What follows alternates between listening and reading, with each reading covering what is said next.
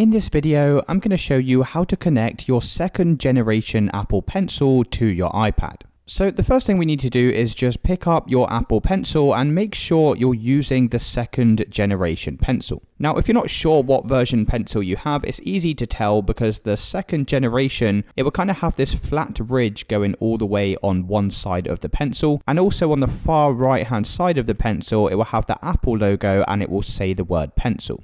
So once you've ensured that you have a second generation pencil, we then need to grab our iPad, and you also need to make sure your iPad is compatible with the Apple Pencil. So if you have anything above a 2018 iPad, then you should be good to go. So in order to actually connect the pencil to the iPad, we're just going to place this flat side of the pencil on the right hand side of your iPad. So you can see on the right hand side of my iPad, I kind of have this black magnetic square in the middle. So what we're going to do is just place this flat edge to this magnetic strip, and you can see that the Apple Pencil will kind of stick to the side of the iPad. Now, just by doing that, that should go ahead and automatically connect your Apple Pencil to your iPad. You can see if I come over to my Bluetooth now that it says Apple Pencil is connected. If it doesn't connect for you straight away, then you can just try turning off and turning back on your Bluetooth. This is another way to solve any connecting issues. And it's as simple as that, guys. If you did find this video helpful, then let me know in the comments and I'll see you in the next one.